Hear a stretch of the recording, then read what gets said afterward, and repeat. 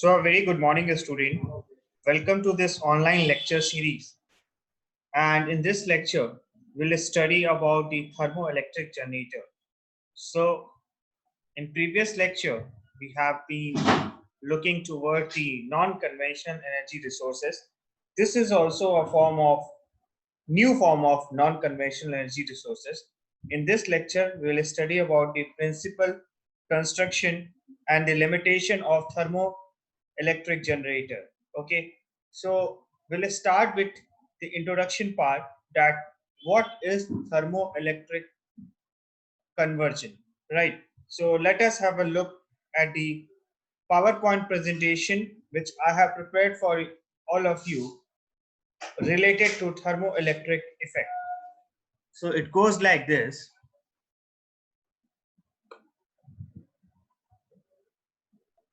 The first thing we have to look towards this lecture is the introduction of thermoelectricity. Okay, so the first thing which we should start with asking a question, that what is thermoelectricity, right? And this is the introduction part. So thermoelectricity refers to a class of phenomena in which a temperature difference creates an electric potential or an electric potential creates a temperature difference, right? So it means that the thermoelectricity is a phenomena which depends on the temperature difference, right? Or we can say that the temperature difference at two different points creates an electric potential, or an electric potential creates a temperature difference, right? The second point is thermoelectric power generator is a device that converts the heat energy into electrical energy based on the principle of Seebeck effect. Okay, so पहले तो पता चल गया कि थर्मोइलेक्ट्रिसिटी क्या है. दूसरी बात पे ये देखते हैं कि किस तरह का डिवाइस है और इस डिवाइस का काम क्या है, रोल क्या है, right? So it is a device that converts the heat energy into electrical energy based on the principle of Seebeck effect. किस प्रिंसिपल पे काम करता है? Seebeck effect पे. अब Seebeck effect क्या है ये हम आगे देखेंगे, right? Now the third thing, who was the pioneer in this thermoelectric? So the pioneer in thermoelectric was a German scientist, Thomas John Seebeck, 1770 to 1831. So जिन्होंने derive किया कि what is thermoelectric, it was Thomas John Seebeck, और उन्हीं के नाम पे जो उन्होंने प्रिंसिपल दिया वो पड़ गया सीबेक इफेक्ट. ओके, देन उसका फर्दर डेवलपमेंट देखते हैं. Later in 1834 French scientist Peltier and in 1851 Thomson, later Lord Kelvin, described the thermal effects on the conductors. Okay, so after this Thomas John Seebeck, because उन्होंने तो derive किया, उसके बाद की principal और आगे का जो है वो किसने देखा? वो आपका फ्रेंच साइंटिस्ट पेलिटियर और थॉमसन ने, जिसकी वजह से आपका थॉमसन और पेलिटियर इफेक्ट भी हम इस लेक्चर में कवर करेंगे. ठीक है, अब हम सबसे पहले देखेंगे सीबेक इफेक्ट. सीबेक इफेक्ट होता क्या है, राइट? जो सबसे इंपॉर्टेंट है इस थर्मोइलेक्ट्रिक का, क्योंकि इसकी शुरुआत सीबेक इफेक्ट से हुई. ठीक है, तो सीबेक इफेक्ट होता क्या है? When the junctions of two different metals are maintained at two different temperature, the EMF is produced in the circuit. This is known as Seebeck effect. ठीक है, तो Seebeck effect क्या होता है? Seebeck effect ये होता है कि जब दो डिफरेंट जंक्शन, ठीक है, जो दो डिफरेंट मेटल के बने हुए हैं, अगर वो दो डिफरेंट टेम्परेचर पे मेंटेन है, तो उस सर्किट के अक्रॉस ईएमएफ प्रोड्यूस्ड होगा. ईएमएफ का मतलब इलेक्ट्रोमैग्नेटिक फोर्स प्रोड्यूस होगा. ठीक है, the EMF is produced in the circuit and this is known as Seebeck effect. So when the junction of two different metals are maintained at different temperature, the EMF is produced in the circuit. This is known as Seebeck effect. Okay, so the conductor 1 is maintained at T plus delta T temperature and the conductor 2 is maintained at temperature T. ठीक है, अगर एक conductor 2 देख लो, एक बार diagram की तरफ देखो, दो कंडक्टर है, कंडक्टर 1 एंड कंडक्टर 2. कंडक्टर 2 को हमने कितने पे मेंटेन किया? टेम्परेचर T पे.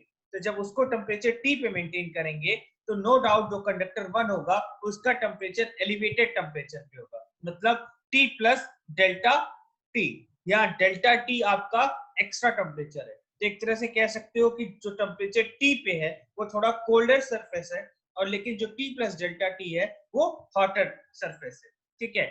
और जब ये दोनों जंक्शन दो डिफरेंट टेम्परेचर पे मेंटेन्ड होंगे तो टेम्परेचर डिफरेंस की वजह से एक ईएमएफ जनरेट होगा। ईएमएफ क्या हुआ? इलेक्ट्रोमैग्नेटिक फोर्स, उसकी वजह से फिर आपका करंट जो है यू करंट जो है आपका अक्रॉस द सर्किट फ्लो करेगा। यही प्रिंसिपल सीबेक ने दिया था। उन्होंने कहा था कि ये जो थर्मो इलेक्ट्रिक इफेक्ट है ये सीबेक इफेक्ट पे है। इसका मतलब ये हुआ कि जब दो डिफरेंट मेटल्स दो डिफरेंट जंक्शन पे दो डिफरेंट टेम्परेचर पे मेंटेन किए जाते हैं तो उसकी वजह से एक ईएमएफ जनरेट होता है, और उस ईएमएफ की वजह से करंट फ्लो करता है सर्किट में, ठीक है। यही है आपका सीबेक इफेक्ट, ठीक। तो आप इस डायग्राम में अगर हम इसका स्कीमेटिक डायग्राम देखें तो ये है कि इसमें एक एन टाइप और पी टाइप सेमीकंडक्टर पैलेट जो है वो अवेलेबल रहता है, ठीक है। तो जब एन टाइप और पी टाइप, तो एक कौन सा हो गया? कोल्ड साइड, और दूसरा हो गया हॉट साइड, ठीक है। एक तरफ से इलेक्ट्रॉन फ्लो करेगा, दूसरी तरफ से होल फ्लो करेगा। एन टाइप से क्या होता है? इलेक्ट्रॉन कैरियर होता है आपका, और पी टाइप से आपका क्या होता है? होल जो है आपका कैरियर होता है, ठीक है। जब ये दोनों डिफरेंट टेम्परेचर पे मेंटेन किए जाएंगे, ठीक है, नेगेटिव चार्ज और पॉजिटिव चार्ज, ठीक है, तो ये इसकी वजह से क्या होगा? एक ईएमएफ जनरेट होगा, और वो उस ईएमएफ की वजह से करंट फ्लो करेगा अक्रॉस दी सर्किट। ये सीबेक का प्रिंसिपल है, ठीक है।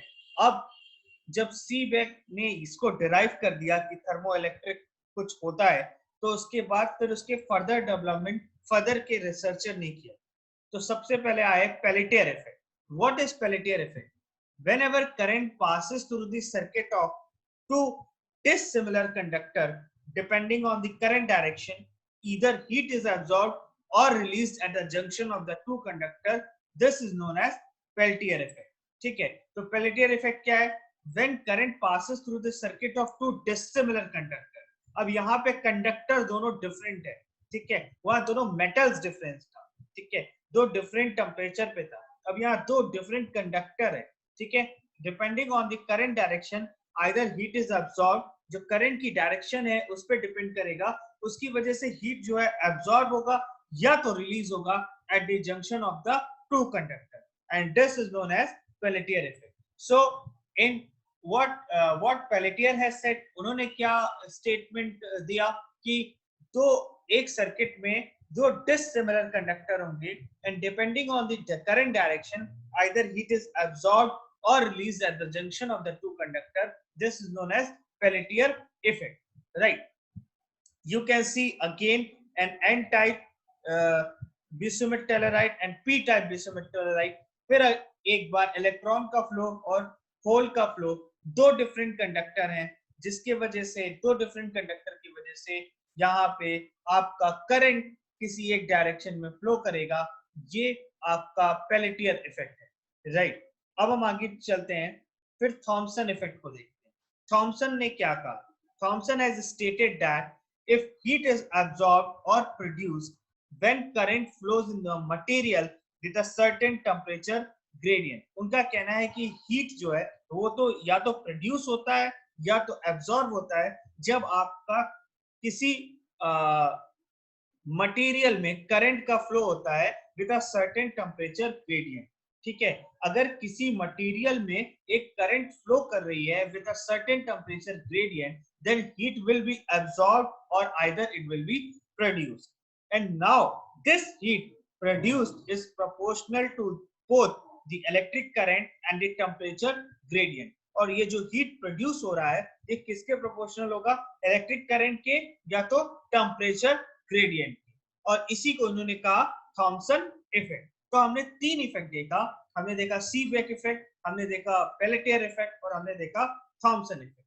अब हम देखते हैं कि थर्मो इलेक्ट्रिक इफेक्ट है क्या, ठीक है। तो थर्मो इलेक्ट्रिक इफेक्ट जो है is the direct conversion of heat differential to electric voltage and vice versa. मतलब जो थर्मोइलेक्ट्रिक इफेक्ट को अगर हम डेफिनेशन दें तो it is the direct conversion of heat differential. ठीक है, मतलब हीट डिफरेंस को हम क्या कर रहे हैं, डायरेक्टली कन्वर्ट कर रहे हैं इलेक्ट्रिक वोल्टेज में, या तो वाइसी वर्सा, मतलब या इलेक्ट्रिक वोल्टेज को हम हीट डिफरेंशियल में कन्वर्ट कर रहे हैं। ठीक है, अब हम देखते हैं थर्मोइलेक्ट्रिक मटेरियल। कौन कौन से मटेरियल को हम थर्मोइलेक्ट्रिक मटेरियल की तरह यूज कर सकते हैं, या कौन से मटेरियल उस प्रॉपर्टी को पजेस करते हैं। ठीक है, the good thermo material should possess, क्या क्या होना चाहिए। पहला है लार्ज सी बैक कोफिशिएंट। ठीक है, दूसरी रिक्वायरमेंट है high electrical conductivity. Large Seebeck coefficient क्यों, क्योंकि सी बैक इफेक्ट से ही थर्मो इलेक्ट्रिसिटी का डेरिवेशन हुआ। ठीक है, हाई इलेक्ट्रिकल कंडक्टिविटी, और तीसरा है लो थर्मल कंडक्टिविटी। अब एग्जांपल देख लेते हैं कुछ, the example of thermoelectric material. तो पहला है bismuth telluride, that is Bi2Te3, lead telluride, that is PbTe, silicon germanium, that is SiGe, and bismuth and antimony, मतलब BiSb। ठीक है, तो डिफरेंट मटेरियल्स के प्रॉपर्टीज क्या होना चाहिए, लार्ज सीबेक कोफिशिएंट होना चाहिए, हाई इलेक्ट्रिकल कंडक्टिविटी होना चाहिए, और लो थर्मल कंडक्टिविटी होना चाहिए। और कौन कौन से मटेरियल यूज कर सकते हैं, bismuth telluride, lead telluride, silicon germanium और बिसुमेट एंटीनोमी। ठीक है, अब हम इसके बाद देखेंगे इसकी प्रिंसिपल, इसका कंस्ट्रक्शन और वर्किंग प्रोसेस। सो हमें सबको पता है कि जो थर्मोइलेक्ट्रिक पावर जनरेटर है, it is based on the principle of Seebeck effect. ये किस प्रिंसिपल पे बेस्ड है, Seebeck effect. That when the junction of two different metals, मतलब दो डिफरेंट मेटल्स के जो दो डिफरेंट जंक्शन है, if they are maintained at different temperature, the EMF is produced in the circuit. तो उसकी वजह से क्या होता है, ईएमएफ जो है वो सर्किट में प्रोड्यूस होता है और करंट उसकी वजह से फ्लो करता है। तो आपका जो थर्मो इलेक्ट्रिक पावर जनरेटर है, इसका जो प्रिंसिपल है वो सी बैक इफेक्ट पे डिपेंड करता है। इसका मतलब ये हुआ कि जब दो different junction of two different metals are maintained at two different temperature, the EMF is produced in the circuit. It means one is p type, another is n type, they are maintained at two different temperature, they are two different metal, so EMF will be produced and an electric current will flow across the circuit. Okay, now in order to select the materials and design a thermoelectric generator, one need to start with a general understanding of the thermoelectric effect. In a thermoelectric material, there are free carriers which carry both charge and heat. जो free carriers हैं वो दोनों आपका carry करते हैं, charge भी और heat भी. Perhaps the simplest example is a gas of charged particle. Okay, so if a gas is placed, ये gas आपका क्या है, ये gas आपका carrier है. Okay, जो charge को भी carry करता है और heat को भी carry करता है. अगर गैस को हम एक बॉक्स में, if a gas is placed in a box within a temperature gradient where one side is cold and the other side is hot, the gas molecule at the hot end will move faster than those at the cold end. अगर हम एक gas charge particle को हम एक box में place करते हैं with in a temperature gradient, जहां पे एक साइड आपका कोल्ड है, दूसरा साइड आपका हॉट है, the gas molecule at the hot end will move faster than those at the cold end. तो no doubt जो hotter end होगा उसके जो molecules हैं वो cold end के comparison में बहुत तेजी से move करेंगे. The faster hot molecule will diffuse further. ठीक है, जो faster molecules हैं, जो hot molecules हैं, वो बाद में diffuse भी करेंगे, will diffuse further than the cold molecule. So there will be a net build up of molecule at the cold end. तो क्या होगा, जो आपका फास्टर मॉलिक्यूल है वो काफी डिफ्यूज कर जाएगा. ठीक है, लेकिन जो कोल्ड मॉलिक्यूल है वो डिफ्यूज नहीं करेगा. तो क्या होगा कि कोल्ड एंड पे हायर डेंसिटी के मॉलिक्यूल जो है वो बिल्ट अप होंगे. ठीक है, the density gradient will cause the molecule to diffuse back to the hot end. Okay, so the density gradient will cause the molecule to diffuse back to the hot end, right? अब in the steady state, the effect of the density gradient will exactly counteract the effect of the temperature gradient, so there is no net flow of molecules. If the molecules are charged, the build-up of charge at the cold end will also produce a repulsive electrostatic force. तो जो built-up charge है वो cold end पे क्या करेगा, आपका एक repulsive electrostatic force को produce करेगा, and therefore electric potential to push the charges back to the hot end.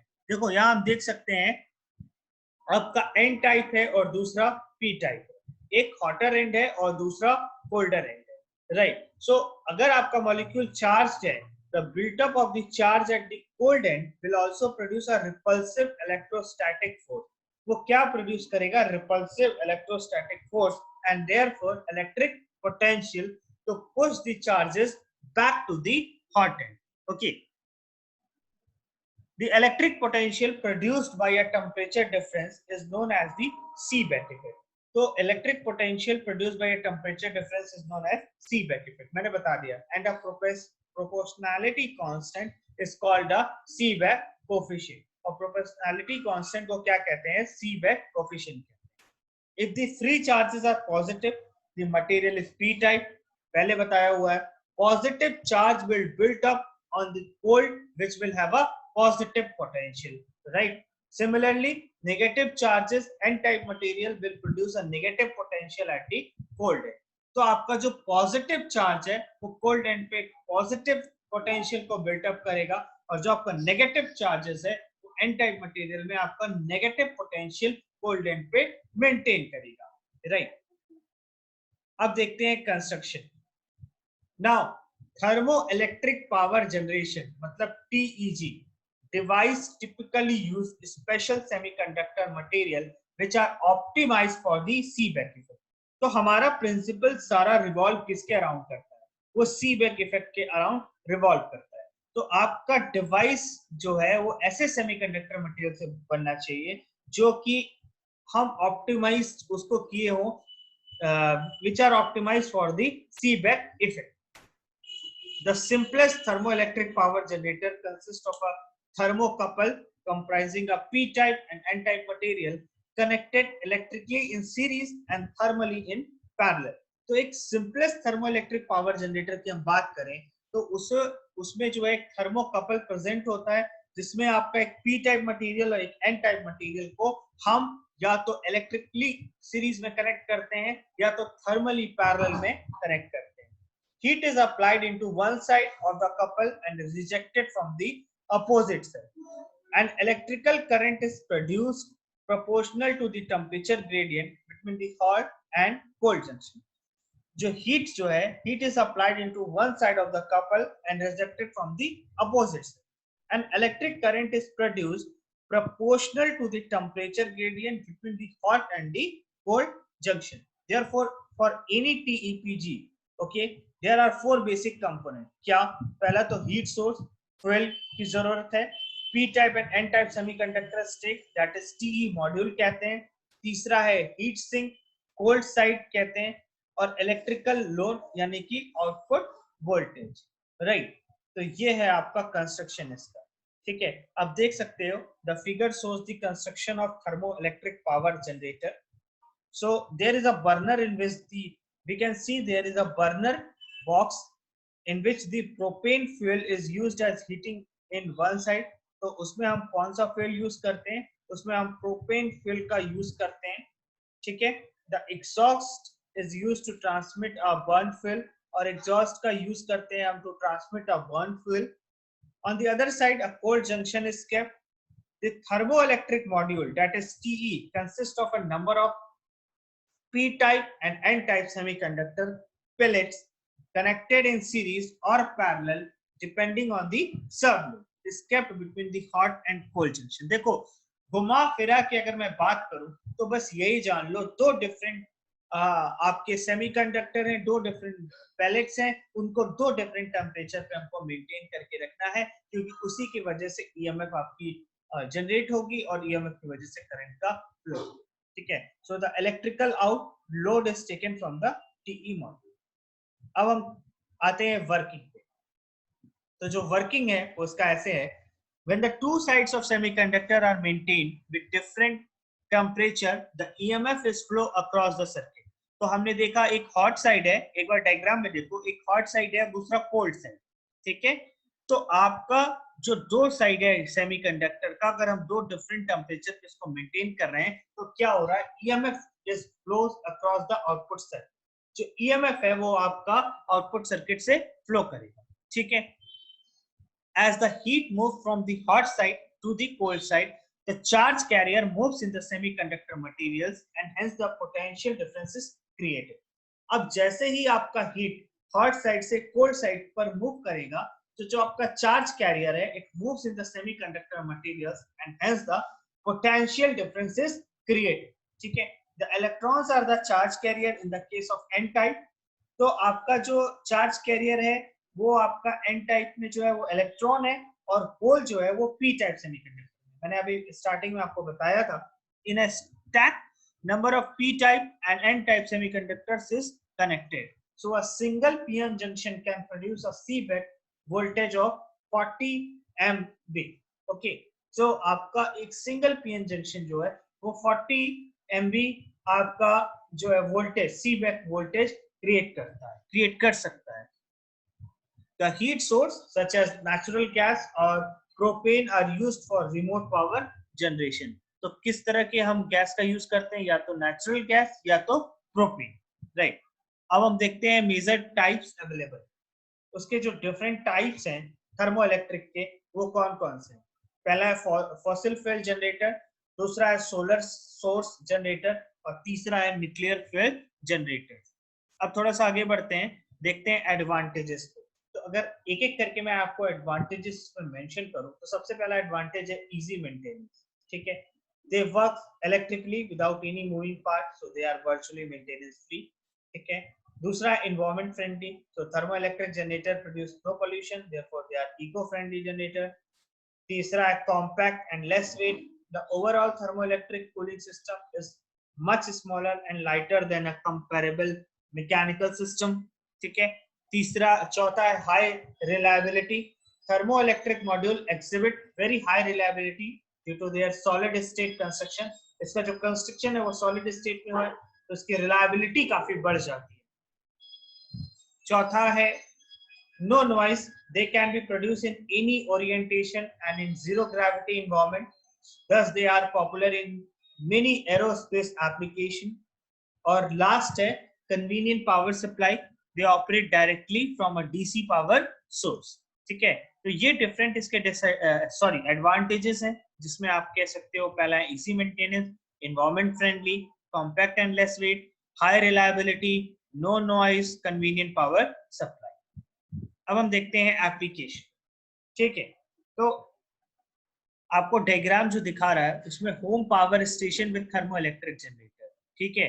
तो इसको हम होम पावर के लिए भी यूज कर सकते हैं, थर्मो इलेक्ट्रिक जनरेटर, राइट। दूसरा है आपका बाइक्स में भी यूज होता है टीईजी सिस्टम का, ठीक है। एलईडी लाइटिंग में यूज होता है, ठीक है। सोलर टीईजी सिस्टम में सोलर ट्रैकर का हम यूज कर सकते हैं इलेक्ट्रिसिटी जनरेशन के लिए, ठीक। ये आपका एक थर्मो इलेक्ट्रिक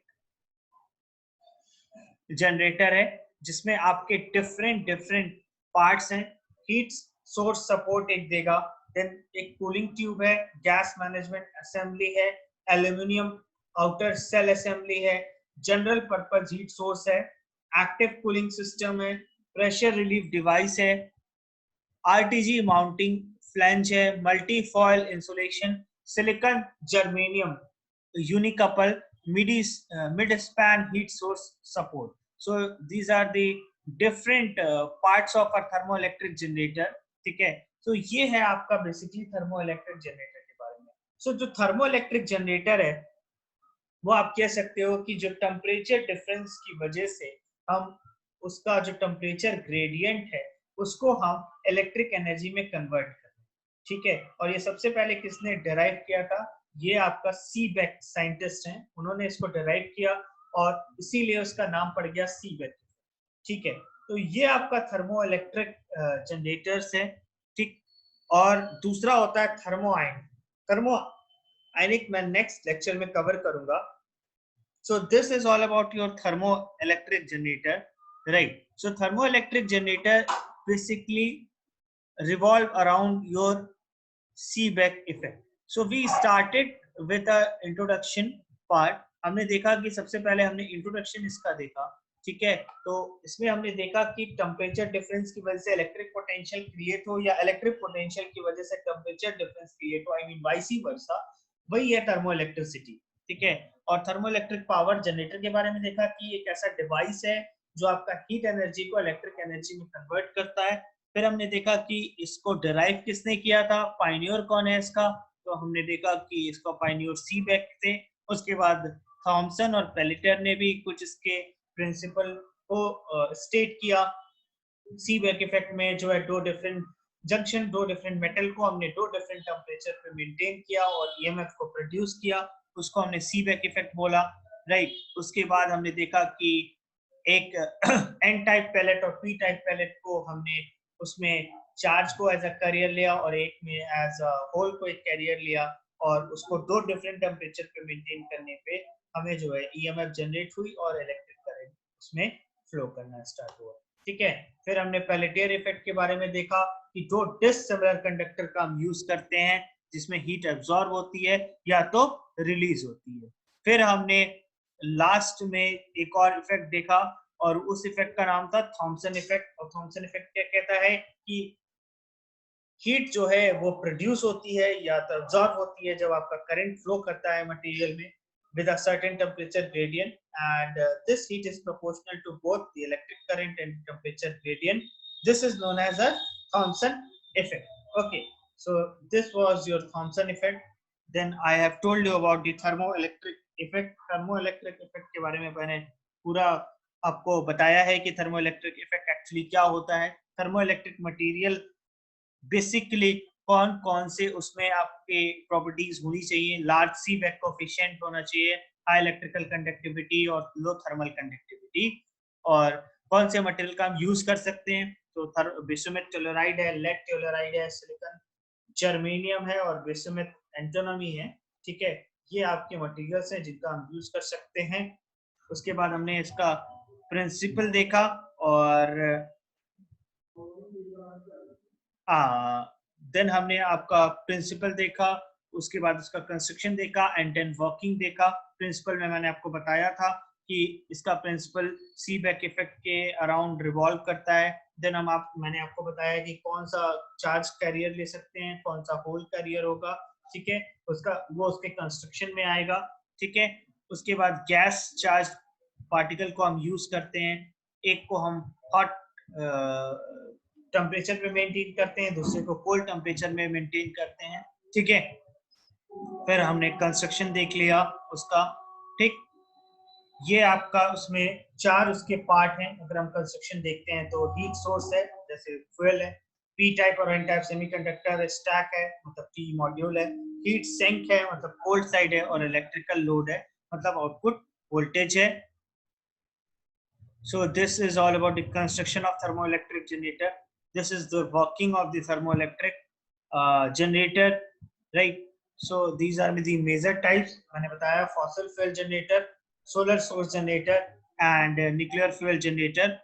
Then advantages मैंने बता दिए आपको. इसमें सबसे बड़ा advantage है इसकी high reliability है और convenient power supply है. उसके बाद मैंने application बता दिया, home power station में use करते हैं, ठीक है. और सोलर पावर स्टेशन में भी यूज किया जाता है और बाइक्स में एलईडी लाइटिंग के लिए भी यूज होता है, right. So these are the different parts of a thermoelectric generator.